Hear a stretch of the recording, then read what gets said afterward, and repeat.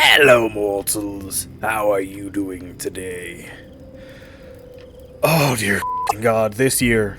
Oh my God, this year is already felt like an entire year, and it's not even done with January yet. Jesus Christ, dude. Oh man, I had to bleep that. Curse me. Howdy, everyone. How you doing this fine day? I am technically doing alright, but, watching my country slowly burning to the ground is, disingenuous, and well, I don't want to talk about politics. I feel like it's impossible not to at least bring this up at least a small amount. After all, I fucking live here. And technically, Spirit City Podcast doesn't have any actual topic. It's just whatever I feel like talking about at the time, which is also why I'm not actually going to talk about what's happening for the most part, because I'm bad at that, and I'll just be insulting people instead of actually, like, giving informed information or even my opinion.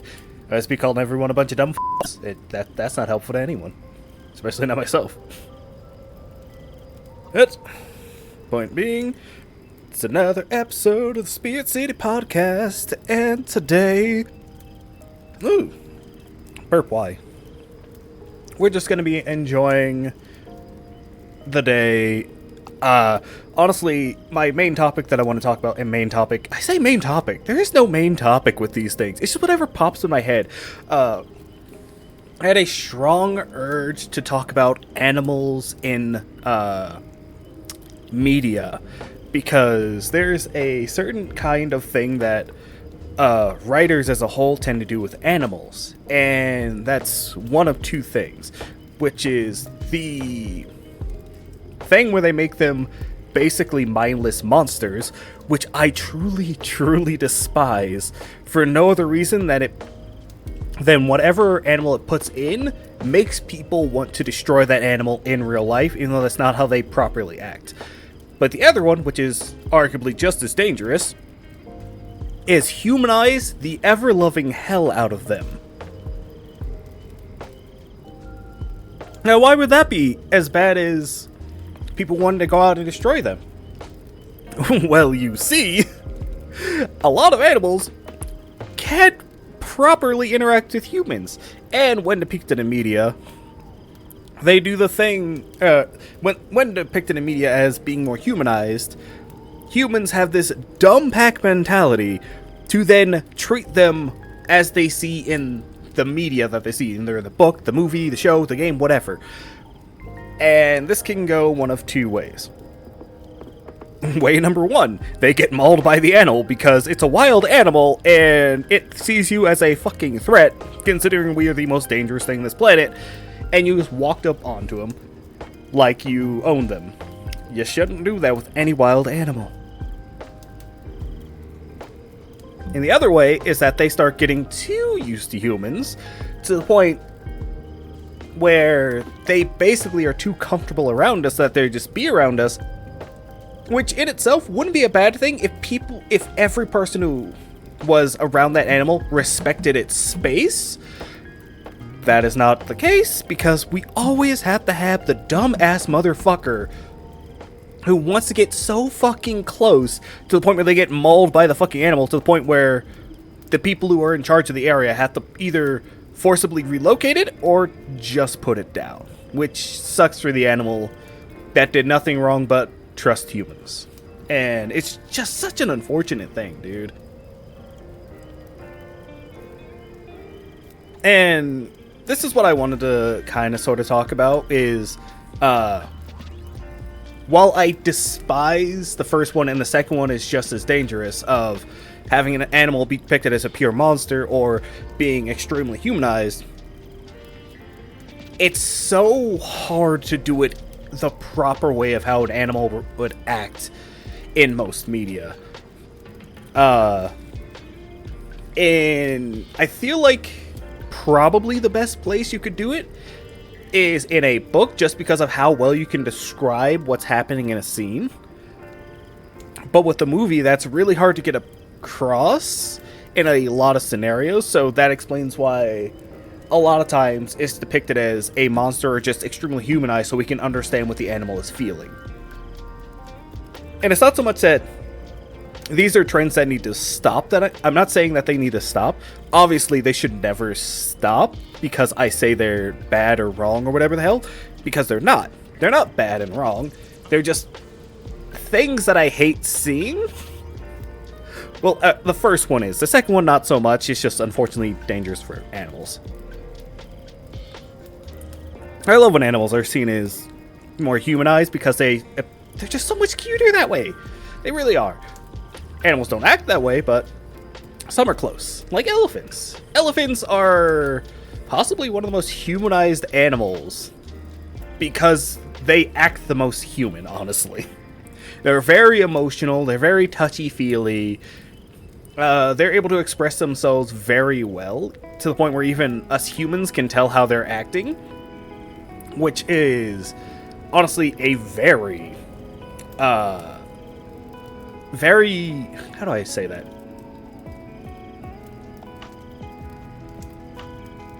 The fact that elephants can demonstrate their emotions to humans is truly a thing. I guess I'm just gonna call it a miracle, because us as humans struggle to understand, unless we are trained, we struggle to understand the emotions of any other animal. We are really bad at picking up on the emotions of things that aren't human-like. Really, really bad at it. And that's also why in a lot of media, humanized animals will have flatter, more human-shaped faces.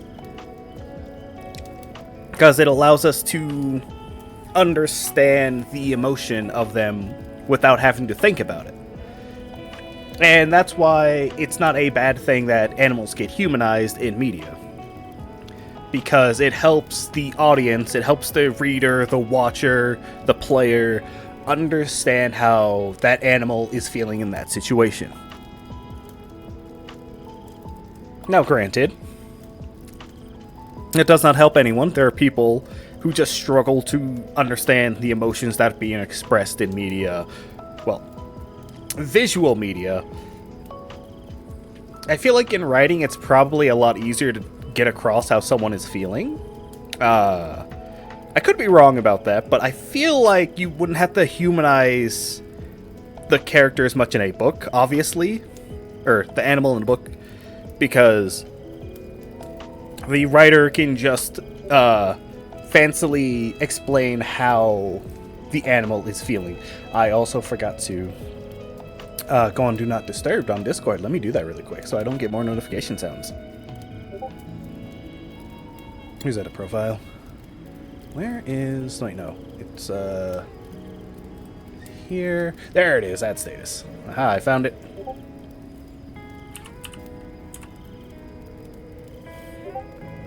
Oh my goodness. Cam... Rec. Don't turn off. And Do Not Disturb. There we go. Now I won't get notification beeps.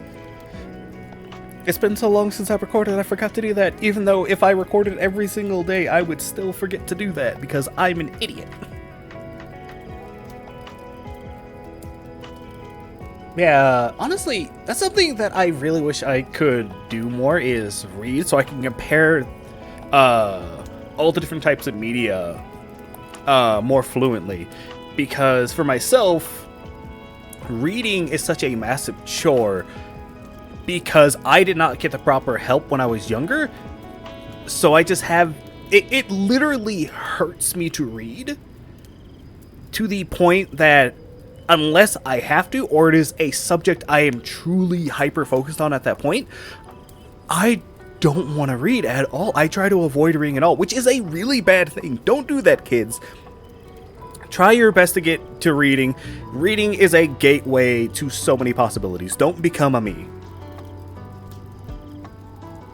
Reading is a great thing, and I will never deny that, but I will also probably never end up reading so many books. I think in total, I've read one book, actually. It was a book called Born Blue.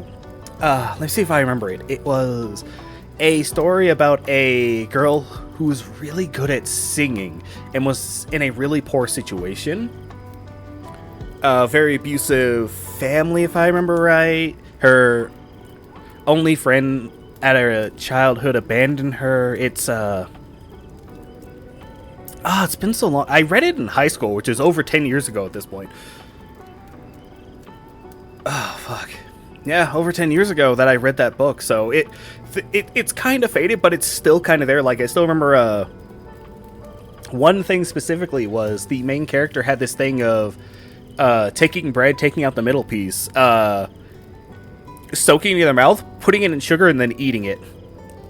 And it was so weird how that was just a cool little quirk that the character did. Also, that's definitely one of the moments where I wish there was some kind of audio thing to go with it, because every time the character sung, it just cut the song entirely. It didn't give them lyrics, it didn't say how the melody was, it just said that after they were done, everyone was blown away with how the character sung. And I hate that as a visual type of person.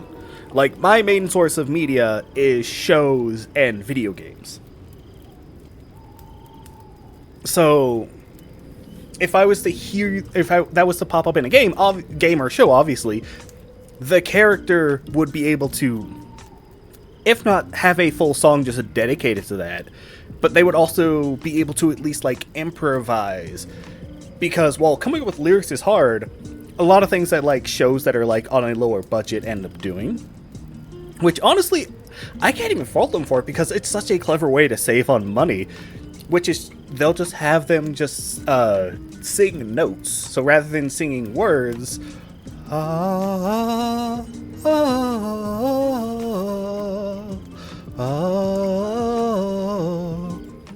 they'll do that instead. And funny enough, I don't think outside of games that don't have any voice acting at all, I don't think I've ever seen games do that. I could be wrong. There's probably some examples out there, but none that I know at the top of my head, at least.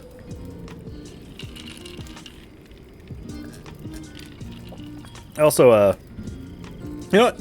I'm gonna make some of y'all hate me a little bit. So, I'm obviously drinking my wine. I love having wine when I'm doing these. It's such a great sip and drink to just have on a podcast. But I also have a drink that I had before I started recording. I was just dicking around on my computer, which is an alcohol mixture of Mountain Dew and Fireball. Yes. I know. No. I understand. It is better than it sounds. Trust me. I don't know if I'd ever actually recommend it, but I at least say give it a try before you truly judge me on it. Don't give me that look. Wipe that look off your face. Hush now. Speaking of weird combos, I ended up making some shrimp the other day for mac and cheese with shrimp. Honestly, another combo. Unlike the Mountain Dew and Fireball, I can actually recommend this because shrimp and mac and cheese go so fucking well together. I 100% recommend you do that. All you have to do is, if you just grab a box of mac and cheese, you can just cook that normally, and then all you have to do is get a good amount of shrimp that can fill up a pan. You don't want to overfill the pan, because while you can just cook it, I prefer it if it has just a little bit of a crust on it, to use a limited amount of oil in the pan for the shrimp, or the skillet for the shrimp. Place them all on one side for 3 to 5 minutes. It doesn't take too long to char up shrimp, and then flip it, and then 2 to 4 minutes. Once again, it doesn't take too long, and you don't want to overcook shrimp. It's not the worst if you overcook shrimp. It just gets really tough and rubbery if you overcook it too bad. But point being, normally I just do garlic, chili powder, not garlic. What the heck am I talking about? That's what I normally do for my thing, for my shrimp and cheese, shrimp mac and cheese. God damn it! I normally just do chili powder, salt and pepper, with some chili flakes as well. However, this time I decided to experiment a little bit. So I used blackened seasoning with chili powder as a base. Or, not chili powder. Chili oil as a base, as an adhesive. Kind of worked out, kind of didn't. I feel like I shouldn't have used an adhesive, honestly. It probably would have worked out better. But then I added just a little bit of Cajun seasoning, and fucking goddamn, that Cajun seasoning came through so fucking hard, dude. It was one of the main taste of the fucking shrimp the shrimp mac and cheese that I did this time.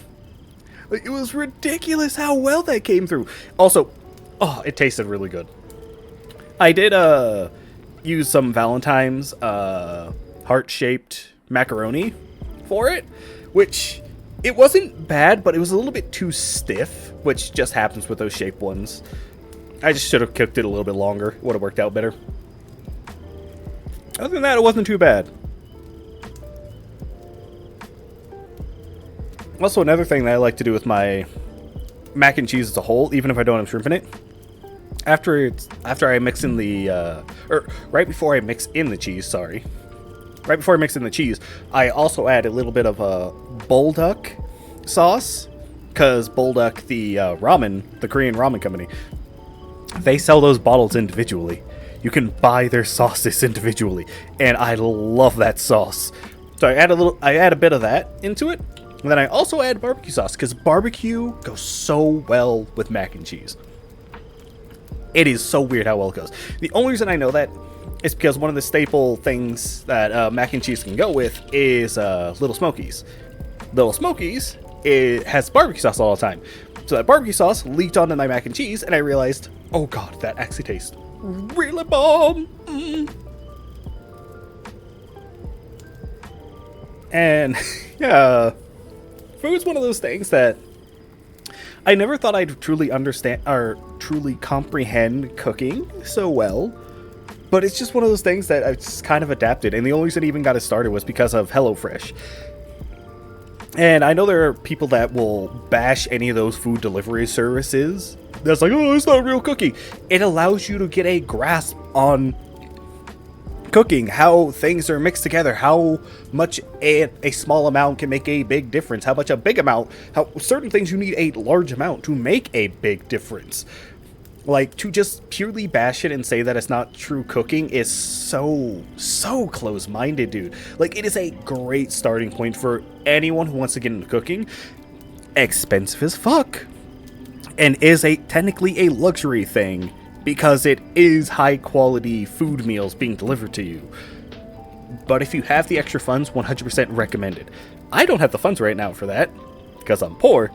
But if you do, I recommend HelloFresh. This is also not sponsored. Not sponsored.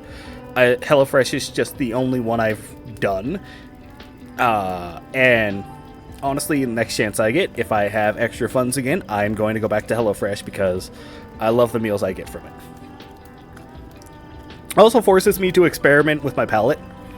There are a lot of things that it's like, yep, still don't like that, like bell peppers, ass. Jalapenos, not as bad when cooked into things. Still don't like them any sort of raw, though. Definitely not. And sometimes if I make them too big, still, jalapenos and the long peppers, nah, fam, that I mean. Chilies, I need more than a single chili that they send me. I need more. It's not enough. It's never enough. No matter what I say. I don't even remember that's the actual line that goes next after that.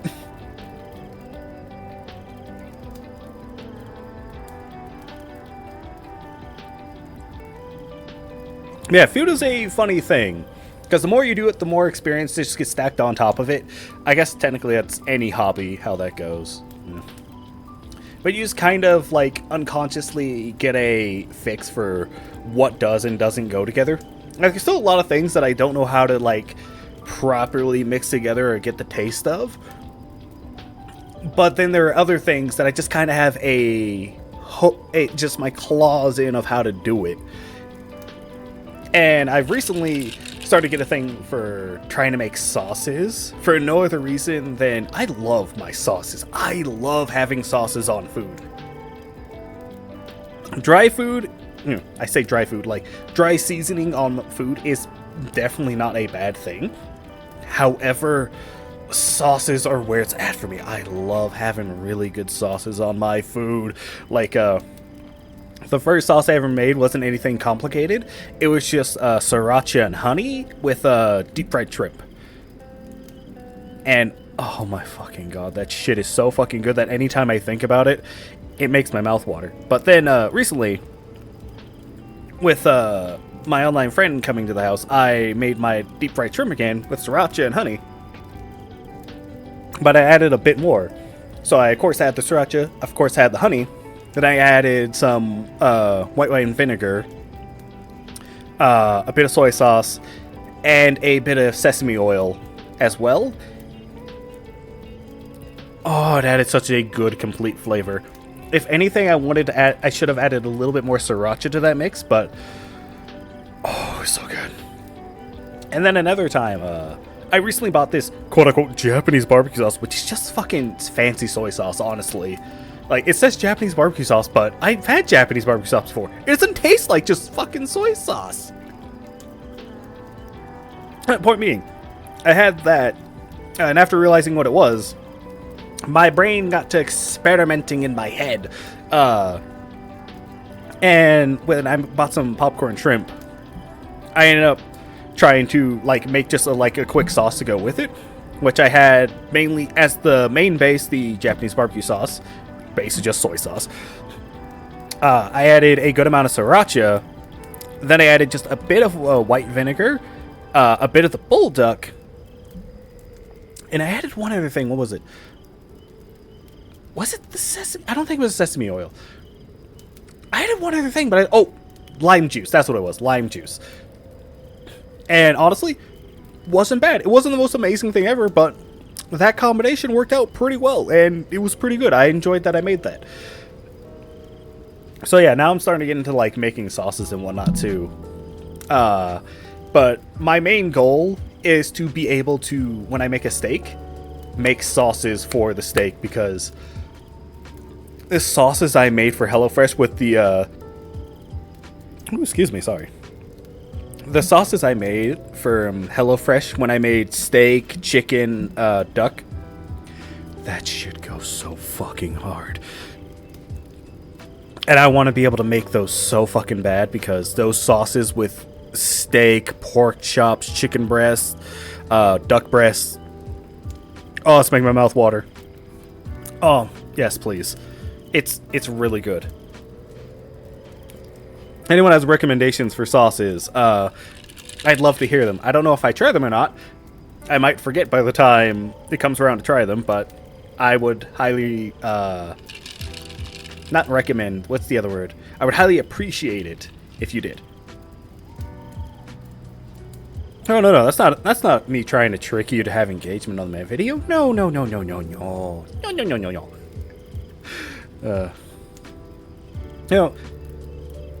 It's one of those points where I kind of do think that I want to try streaming, but then I remember I'm shit at reading and dyslexic, and trying to read chats on the fly, God forbid if I get more than 10 people talking at once, I'm not going to be able to keep up with chat. Let alone if I actually explode and actually get a chat that's like hundreds of people big. I will never be able to look at chat. I'd feel so bad, dude. There would probably have to be some rule of like, I might, it's not guaranteed that I'll interact with chat or something, which just makes me not want to like stream, because that's one of the best things about streaming is you can interact with a streamer.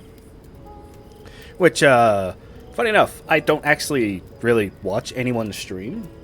The last people I watched stream was people from, they weren't an official group, but they were called the Zoo. They were just a bunch of friends that had animal personas, VTuber models. The one that I watched originally, Vada Visomni, or Vivi for short.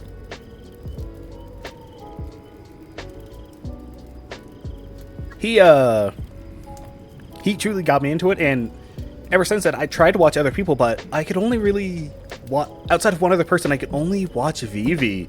And last year, Vivi unfortunately had some real life stuff going on, so they haven't streamed for like half a year at this point, if not longer. I think actually it's close to a year at this point now too. And I understand why they're not, but I do miss watching their streams, and I don't want to push them to like, hey, no, I demand entertainment. Like, no, of course not. They should be doing what makes them comfortable and doing what they need to do to keep moving forward in life. I just hope that they're doing well, and I'm throwing out love to Vivi. Always. And the other person I ended up watching was Delphi. Delphi the Fruitback. And that little motherfucking asshole, my little fucking fruit daddy, stopped streaming too. Because they just wanted a break and they just haven't come back to it yet. They've been having technical difficulties and inner things, and other things are happening in our country, so they're kind of dealing with that too.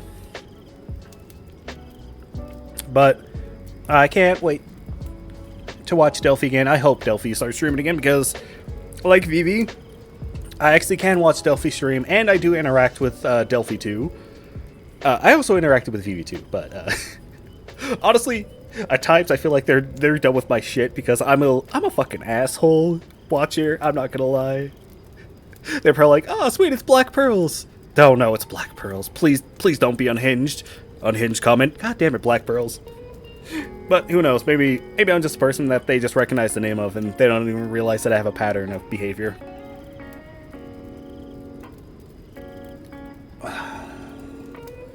Do I have anything else I want to talk about? I don't know. I kind of just been bouncing around. I'm surprised I was able to bounce around so well this time. I think I might be getting the hang of this podcast thing, guys. I think I might be going somewhere. What do you think? Let me know in the comments down below. How many times can I fucking try to plug in forced engagement? Jesus Christ. But I think that'll be a good time for this recording. A little bit less than 30 minutes, so not too bad this time. Getting the length back. But if you did enjoy yourself today, please leave a like.